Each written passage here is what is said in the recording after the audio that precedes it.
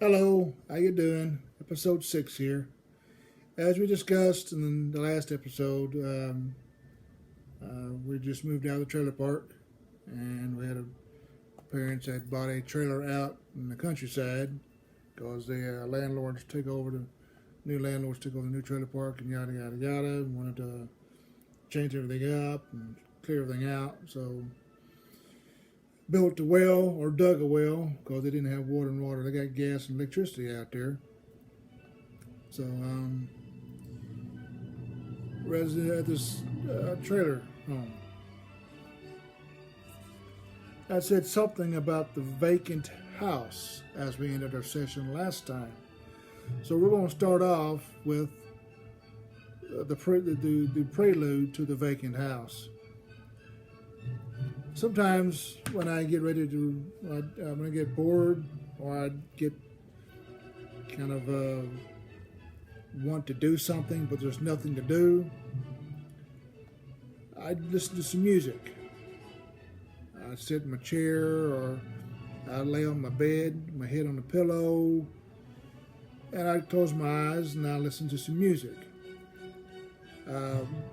This music was upbeat, sometimes rhythmic, sometimes it was entranceful music. It draws you into a trance, like songs like by Enigma or Enya.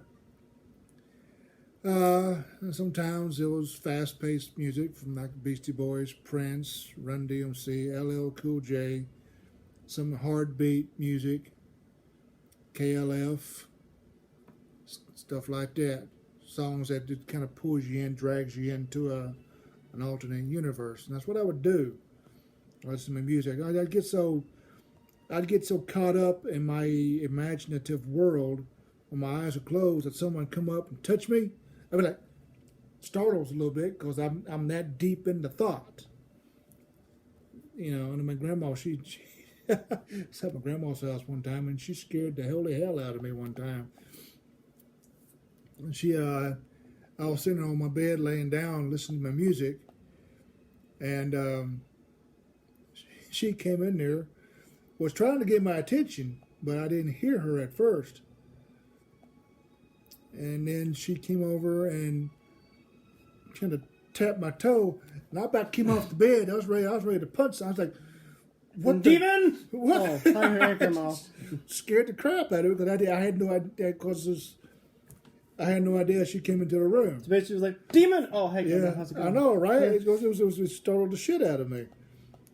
And that's how one of my poems here came into play. I was listening to the music, and I started creating an atmospheric setting. And the more I listened to the song, the more crazy this scene played out. So I ended up calling this poem "The Vacant House" because that's where this scene takes place. But it wasn't as vacant as we originally thought it was. You'll find that out in the poem. So I'm going to read you this poem called "The Vacant House." As I traveled down a dirt road, I came upon an old house that set off to the side. I parked my car and crept up to the door. The house seemed vacant. It was dark inside. As I opened the door, a sudden burst of energy filled the house as the lights all came on. And then, just as dusk turned to night, a party would begin. As a skeleton appeared in front of me, breakdancing. Then I saw ghosts flying in the air and zombies formed a band on the stage. There were odd creatures everywhere, of many different shapes and sizes. I backed up to the door to try to turn the knob, but it was locked. The door had closed behind me. I was then spotted by an alluring woman with such beauty she stood out amongst the crowd. The woman walks up to me, grabs my hand, and pulls me toward the spectacle. Hesitantly, I began to dance with her, and then I became more at ease, because anyone else didn't seem to care I was there. They seemed to want me to join them. We danced the night away and didn't realize the sun had started up. Suddenly, as if on cue, all the lights went out, and then I stood alone again in the vacant house. In astonishment, the door was open as the lock became unlocked, and I walked out and headed back to my car. I looked back as I opened my door to the vehicle, and the woman stood in the doorway. She waves goodbye, and she blows me a kiss. I nod my head in acknowledgement. I entered my car and turned the ignition, and I drive away with one last glance at the vacant house. What do you think of that one, Jay? Looks good. I like that one. You like that one? Mm-hmm. That's pretty interesting, wasn't it? Now we're going to this part of my story is very tense, but it's got to be covered to kind of lead up to the next point that I'm going to write. As I said before, my dad, he got carried away with whooping us, and on this day it was no exception. Of course, like I said, at the trailer we had no running water, so we had to go to the laundromat to do our laundry.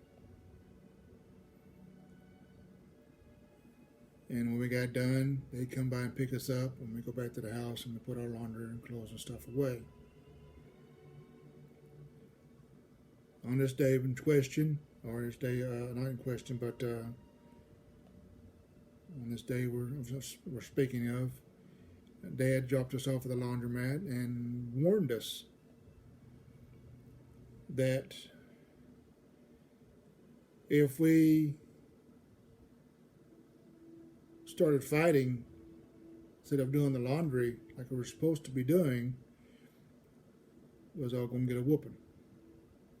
And I and Amy knew what that meant. If there was fighting, I would be the one getting the beating. And Sherry knew this. So as soon as Dad left, and Amy backed me up on this too. And she tried to get me out of trouble. She tried to save face, and begged him, say, hey, he didn't do nothing. But Sherry would, as soon as he pulled out of the parking lot, and she went into action, trying to start a fight with me. And I did everything I possibly could to avoid fighting with her. I walked away from her. I walked around the table. I tried to do the laundry. I tried to do this. I tried to do that. I did everything I could to stay away from her. And she pursued me like a predator. And I was She thought it was fun. And I was to prey. Amy had to do the laundry because I was too busy trying to stay away from Sherry. Sherry would not leave me alone. And as soon as Dad got there, she would tell him. But I started to fight with her. I started picking at her, started pushing her around, and of course, Dad believed her. And I knew as soon as we got home what was going to happen.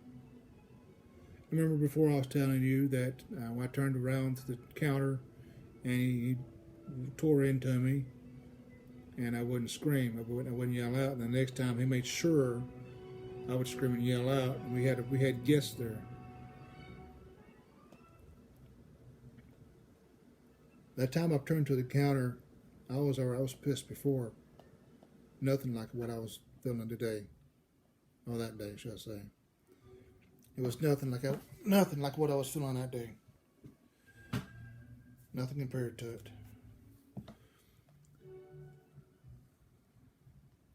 Amy sat on the chair of the living room, and Sherry sat on the couch on the end.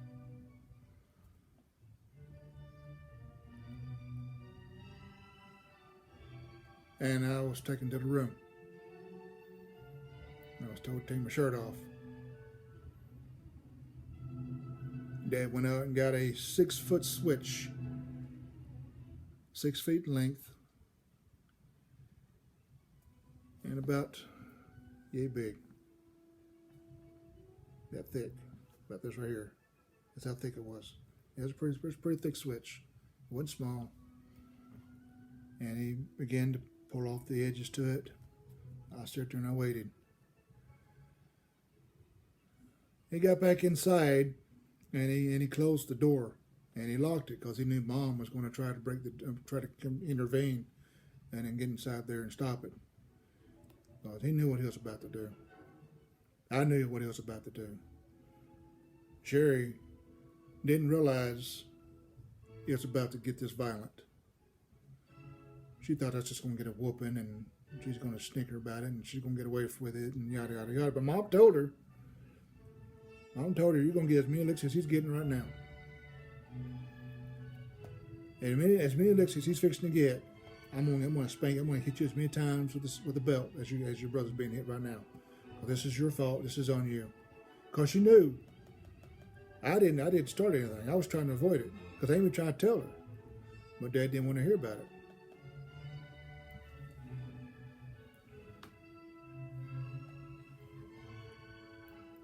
So the countdown began. Mom heard the switch go. 1, 2, 3, 4, 5, 6, 7. Every time Mama counted, Sherry began nervous. So when he got to 7, Sherry knows, and 7's enough. I mean, Sherry said that's going to hurt. And she started getting a little nervous. And then Dad just kept going. He got to 10. And then he got to 12. Then he got to 14. By the time he got to 15 times, he hit me with that switch. And the whole time, I'm on one knee, about across the bed, and he keeps trying to shove a sock in my mouth. I keep spitting it out because I'm not going to give him the chance to hear me holler out. I'm just sitting there taking it. I'm not screaming. I'm not yelling. I'm not crying. I'm just sitting there feeling the switch going across my back.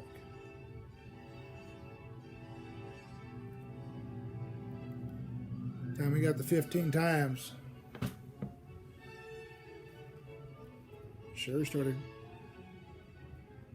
swelling up with tears in her eyes. Tears started swelling up in her eyes because she knew Mom was going to get her that many times as I'm getting right now. Started getting a little nervous and scared. My dad got closer to 20. Each time he'd swing, Mom would hear it. She would hear it. It would sound harder than the last time. Each swing sounded harder than the previous one. She was trying to get me to holler out, and I wouldn't do it. So the more times he had to swing, the more aggravated and angrier he got, because he wanted me to yell out. He wanted me to scream. He wanted me to beg him to stop hitting me, and I wasn't going to do it. I would have taken 50 to 100 lashes that night or that day, and I was not going to give him the benefit of the doubt to hear me whimper. I was that determined to get back at him. He got to 25, and Mom this time, she started pacing the floors. She's like, "That's enough, Jerry. That's enough. Jerry, that's enough. That's enough, Jerry. Jerry, I'm telling you straight up, that's enough." And Sherry, the whole time, at this time, she started bawling. Tears rolling down her cheeks, rolling down her eyes. she realized what she had done, what she had Brought on upon you. brought upon me. She realized then what happened, what she brought upon me. And Mom started to walk down the hallway, and walk back into the living room, walk down the hallway, walk back to the living room. Amy's begging Mom, you gotta get him stopped. Mom, you gotta stop him. That's enough, Mom. You gotta stop him, Mom. And Sherry started doing the same thing, pleading, make it stop. Make it stop.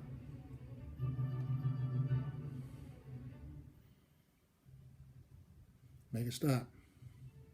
And he wasn't going to stop. He got to 30 times that he hit me. And this time, Mom made it to the door, and she started wiggling the doorknob and pounding on it and shoving on it and kicking it, trying to pop it open. And each time she would hit the door or pound on it, he'd swing again. 31, 32, 33, 34, 35. By the time we got to 38, she finally kicked the door open, and he swung down 39 times on my backside and my back. And when she kicked that door open, finally got it open, and saw me with all the marks on my back, and realizing that he wasn't about to stop. He was going up for another swing. He was going up for a 40th one. He was rearing back, fixing to do it again. And then she jumped on his back. And we watched him wrestle on the floor. And he got her into a chokehold. And he swore, I said, I'm going to kill you. I'm going to kill you.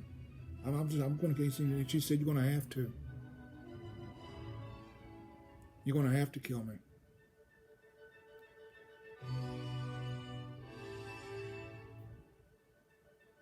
And I stood back up, I didn't have any tears in my eyes. I just looked at him, just glared.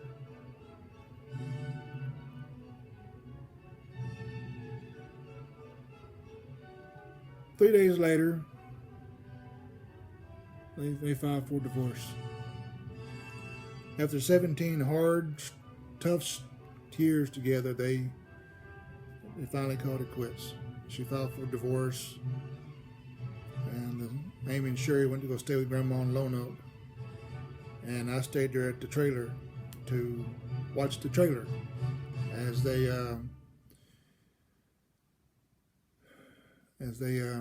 went through the processes, decided what to do with the property and the home and where everybody was going to live at and yada.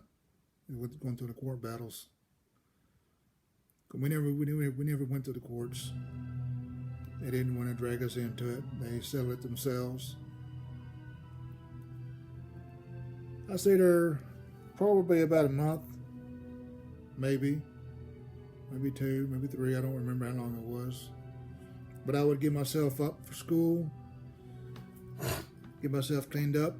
I would go to class, go down to the bus stop and go to class, come back home, go back in there, and I'd do my homework.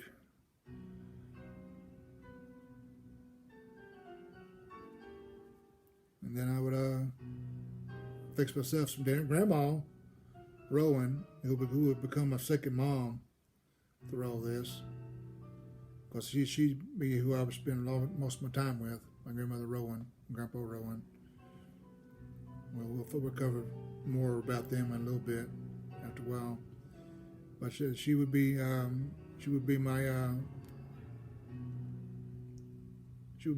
sort of like my savior, so to speak.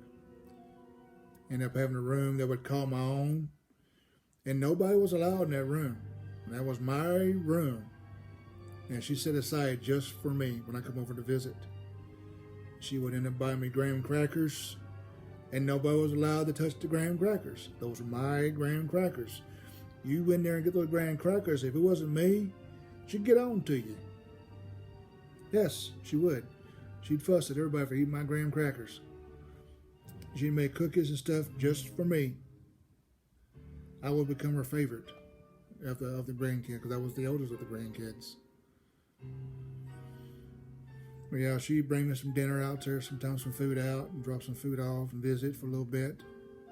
And then I would eat my dinner and eat my breakfast in the morning and go to school. I did it for a while until they figured out what they're going to do. Of course, I wanted to stay in Bryant. That's where Dad stayed, so I had to stay with him.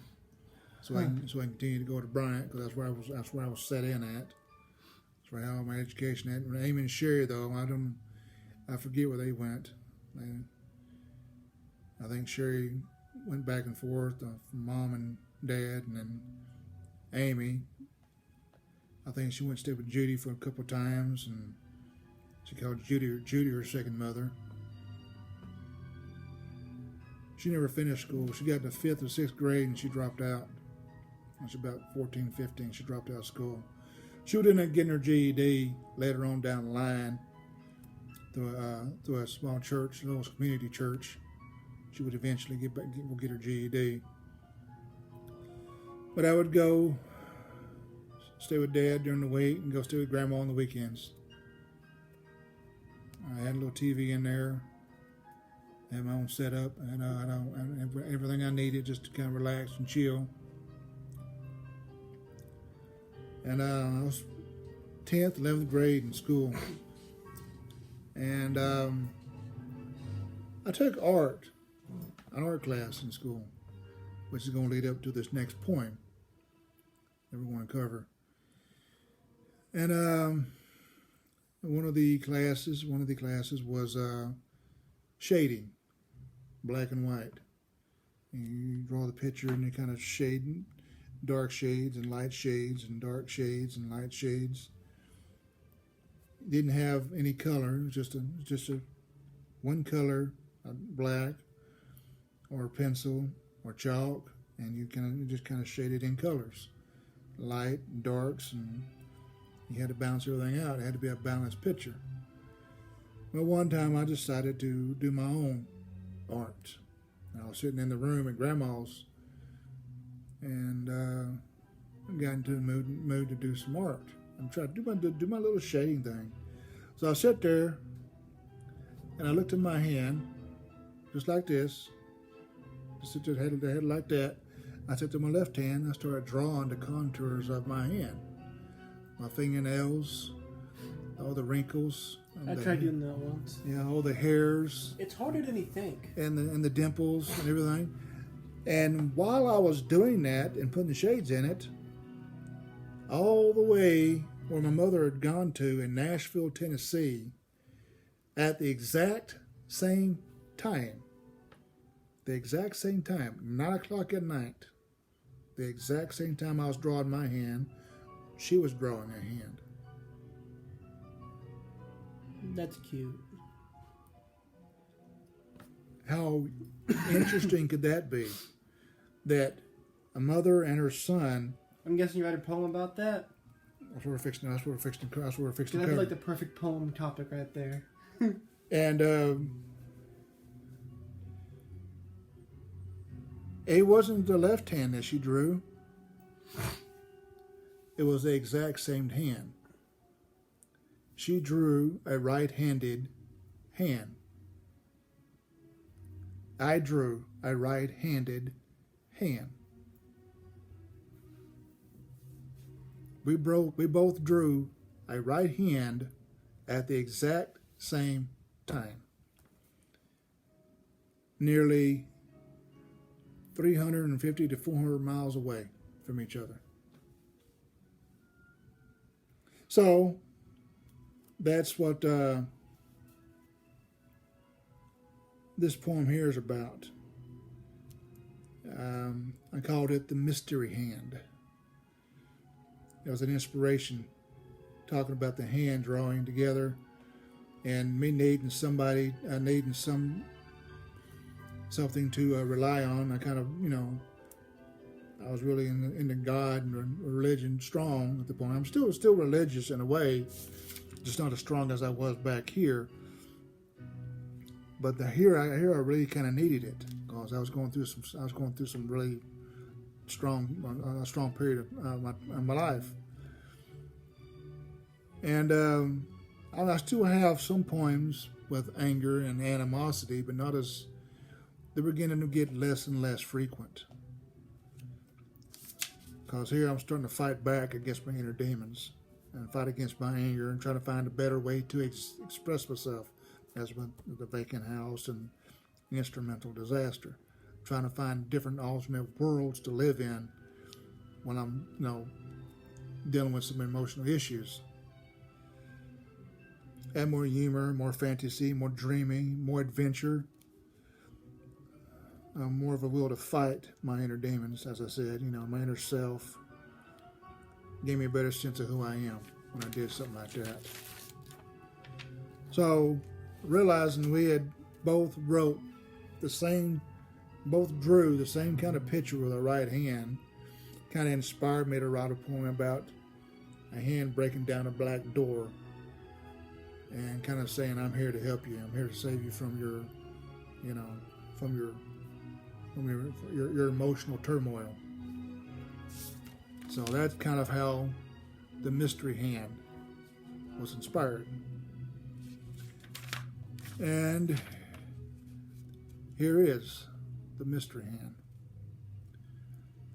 In the darkness of the night, I lay still on my bed and I think, concentrating as hard as I can, I just can't figure it out. Why is the question I always ask, but still each night I get no answer. On this night, however, I get a response as I close my eyes to better see. A hand alone by itself, breaking down an ugly door. And through the cracks, I see something, but the light coming through is so bright. It's dimming now, and I can see a figure on the other side, hands outstretched. The feeling I receive is good inside, for I've been given peace in a moment of triumph.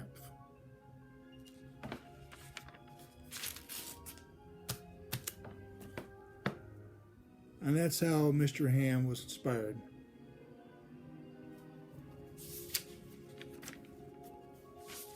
Now this next one that we're going to cover, we got just enough time to cover it.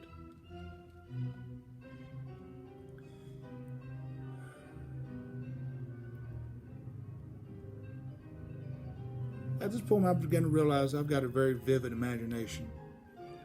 An imagination I can get lost in. That I could recreate worlds and stuff that I would long for and would rather live in than the low world I was living in.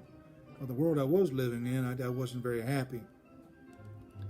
I've gone from total anger and total loneliness to wild and fanatical. Some of my poems from here on out will leave you wondering if I were truly on something.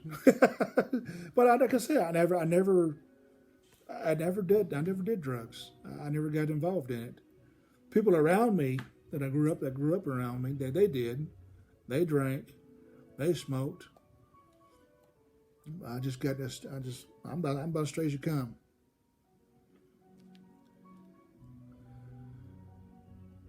So, people would ask where my poems come from. My ability to create on paper is a gift, I considered. A gift for my mercy. Because without it, there's no telling where I would have ended up if I didn't have some way to express my emotional state of being, so to speak.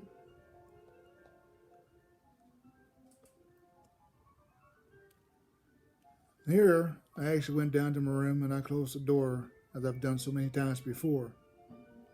I literally sat down in front of a mirror. Yes, I would do that too. I was sitting in front of a mirror, and I would just look into the mirror with my headsets on, and I would listen to music, and I would envision the scene being created, developing, this atmosphere developing in front of me.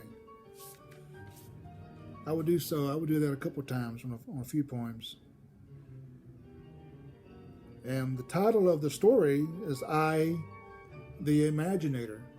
And one of my poems is actually entitled I, the Imaginator. And that's how this poem came to play. I'm sitting here, looking in the mirror, listening to music, creating a setting, a story. And this is what I created that day. I, the Imaginator. Sitting alone in a quiet room, eyes entranced, straight forward, into a mirror, and he doesn't move, or blink, or twitch a muscle. A few moments pass, and he looks down. A notebook opened to an empty page. He begins to write with his pencil. He soon will come out holding his masterful work of art. He then suddenly leaves into the woods. I, watching from the outside, follow unnoticed. He comes across this quiet place and begins to create in a very special way, creating things that are not possible to be real. He creates imaginary places and lets them soar, mystical beings appearing from out of nowhere. He then brings them all together to form yet another work of art. He took the unreal and made it real. You find it hard to believe? Here, allow me to enlighten you. I will open my mind to you. The monsters, villains, good guys, and all.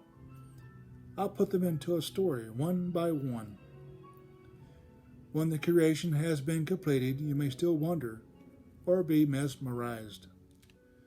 I will simply inform you I'm the Imaginator, and invite you to yet again join me in a creation. Later, in the woods from a distance away, beautiful lights are seen, changing colors.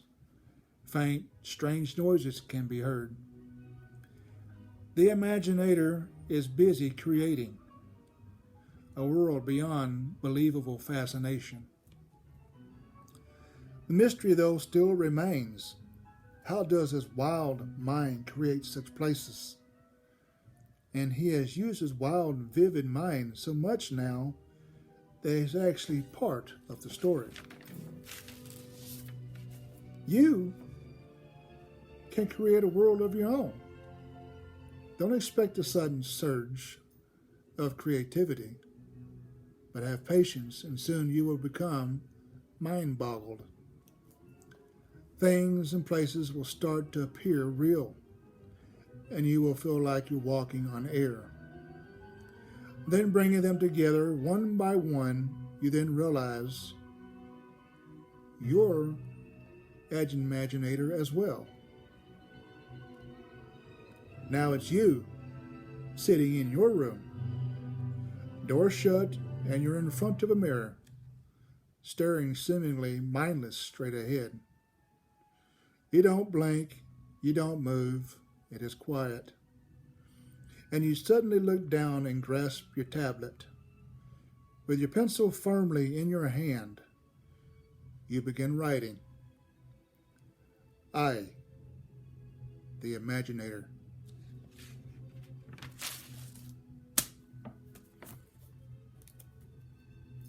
I like that one. You like that one? Mm-hmm. And that's where we'll end this segment here. Next segment we'll pick up as episode 7. We're dealing with my high school years a little bit more. We have on a inspirational poem that's coming up, along with two more poems of that'll make you wonder if I'm sane or not, and maybe get to an athletical poem. But that's what's on tap for the next one. But for now, we'll let things go there. Once again, it seems to be a good stopping point. And tomorrow is Christmas Day. It's Christmas Eve today. So, Merry Christmas. And take care.